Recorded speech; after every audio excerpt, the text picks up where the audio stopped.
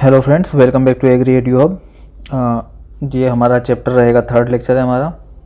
ठीक है, continue to quantitative genetics.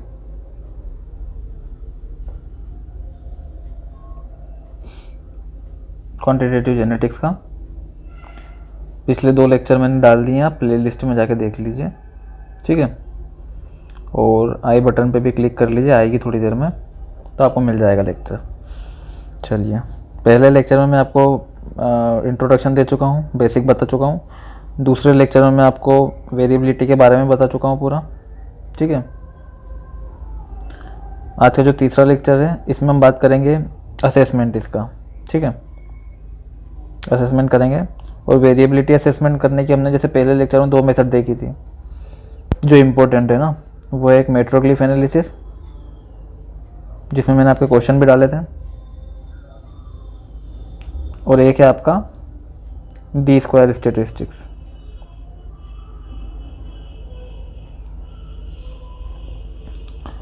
तो इन पे हम चर्चा करेंगे डिटेल में। इन दोनों के अलग अलग लेक्चर जाएंगे, आपके मेट्रोग्लिफ का अलग होगा और डी स्क्वायर का अलग होगा। ठीक है, छोटा वीडियो रखेंगे, जल्दी भी समझ में आएगा। सबसे पहले हम, वैसे जो मेथड है असेसमेंट की वो 4 मेथड है हमारे पास, तो 2 मैं आपको बता चुका हूँ। बाकी जो पहली मेथड है वो है आपका बिल्कुल सिंपल मेजरमेंट है। ठीक है, सिंपल मेजरमेंट। तो इसमें हम क्या देखते हैं, इसमें हम देखते हैं रेंज। डायरेक्टली हम क्या करते हैं, देखो मैं थोड़ा सा एक्सप्लेन कर देता हूँ आपको। हमारे पास प्लॉट है ना, इसमें हमारी जो फील्ड में क्रॉप्स लगे हुए हैं, तो इन क्रॉप्स का हम पूरा डेटा ले लेते हैं। ठीक है, डेटा हमने ले लिया। कौन सा डेटा ले लिया? क्वांटिटेटिव डेटा ले लिया, जिनको हम मेजर कर पाए, वो क्वांटिटेटिव डेटा हो गया हमारा। तो इसको लेने के बाद हम डेटा का, जैसे मान लो 2, 4, 5, 6, 8, 9, 8, 7, ये अलग अलग लाइन के मान लो मेरे पास डेटा है। ठीक है, तो इनका मैं मीन वैल्यू निकाल लूँगा यहाँ पे। तो इस तरीके से एक मेरे को मिलती है रेंज, मिलती है 2 से लेके 6 तक की रेंज।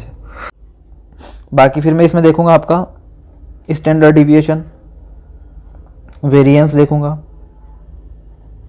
स्टैंडर्ड एरर देखूंगा, इसके अलावा कोएफिशिएंट ऑफ वेरिएंस देखूंगा। ठीक है, coefficient of variance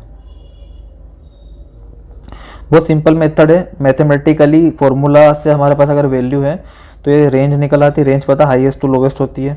standard deviation निकल आता है, वेरिएंस निकल आता है, स्टैंडर्ड एरर, सबके फॉर्मूले अपने अपने डिटेल में बात करेंगे जब इनके लेक्चर की बात करेंगे। ठीक है, या फिर स्टेट के जो लेक्चर लूँगा मैं स्टेटिस्टिक्स के, उसमें मैं आपको डिटेल में बताऊँगा इनके बारे में। तो अभी जो हम एनालिसिस करेंगे यहाँ पे, वो हम करेंगे फिनोटिपिक, जीनोटिपिक और इन्वायरमेंटल वो वेरिएंस के बारे में। ठीक है, तो सबसे पहले मैं बताता हूँ फिनोटिपिक वेरिएंस। फिनोटिपिक वेरिएंस, इसको हम क्या लिख सकते हैं? वीपी। ठीक है, एक होता है आपका जीनोटिपिक वेरिएंस,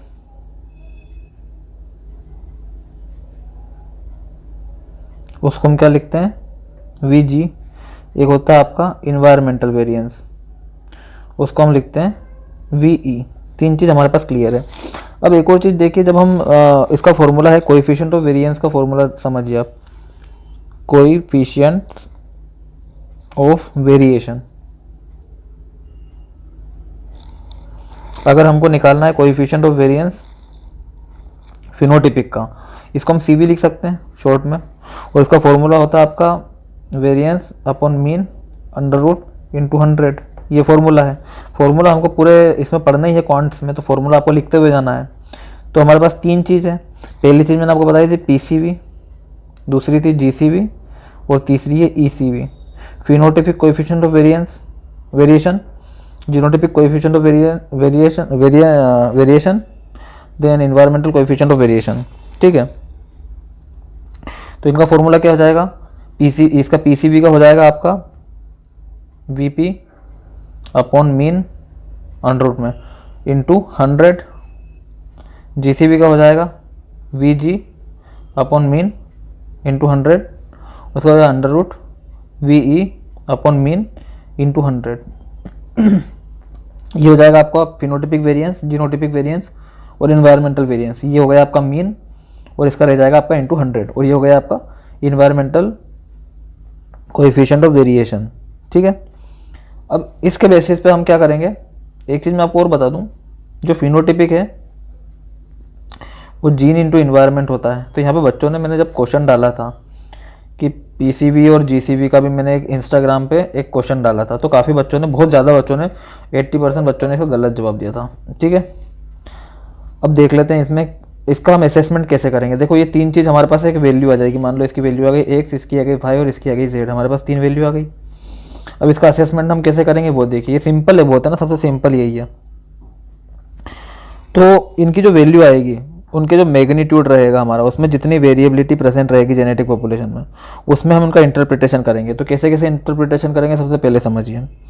अगर जीसीबी की वैल्यू हाई है, जीसीबी की वैल्यू हाई है पीसीबी से या फिर ईसीबी से, किसी एक से, है ना, या फिर ईसीबी से, इन दोनों से अगर हाई है, तो ये समझिए कि हमारा जो भी कंपोनेंट नेक्स्ट जनरेशन में पास हो रहा है वो हमारा किसके थ्रू रहेगा, जीनोटाइप्स के थ्रू रहेगा।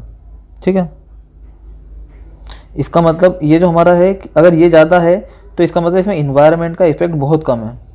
ठीक है, तो इसमें हम बोल सकते हैं कि लिटिल इन्वायरमेंटल इफेक्ट। ठीक है, अगर इन्वायरमेंट का इफेक्ट इसमें हमारा कम है तो इसका मतलब ये हमारे लिए अच्छा है, ये फ्लक्चुएट नहीं होगा इन्वायरमेंट के साथ। तो बच्चों ने क्या आंसर लगाया था जब मैंने क्वेश्चन पूछा था कि which is good for us, सबसे अच्छा कौन सा है, तो बच्चों ने बोला था PCB is greater than GCB. ये सबसे ज़्यादा बच्चों ने बोला था, मोर देन 70% बच्चों ने ये आंसर लगाया था। तो ये गलत है। पीसीबी अगर ज़्यादा है तो पीसीबी में कहीं ना कहीं आपका इन्वायरमेंटल इफेक्ट भी ज़्यादा रहेगा जीसीबी के साथ साथ। ठीक है, तो इसको हम कैसे देखेंगे कि अगर फिनोटिपिक कोएफिशिएंट ऑफ वेरिएशन की वैल्यू हाई है जीसीबी से, it means that the apparent variations is not only due to the genotype but also due to the influence of the environment. ठीक है, तो इसमें इन्वायरमेंट का इन्फ्लुएंस भी आपका रहेगा। तो इसमें अगर हम सिलेक्शन कर देते हैं तो वो हमको कहीं ना कहीं मिसलीड करता है, बाकी इसमें हमारा सिलेक्शन बहुत अच्छी तरीके से रहेगा।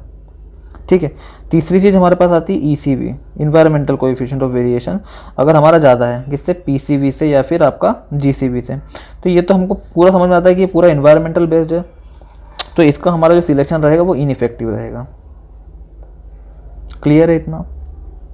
ये पहली चीज़ हो गई, हम ऐसे इंटरप्रेट कर सकते हैं चीज़ों को। आते हैं हमारे दूसरे उस पर,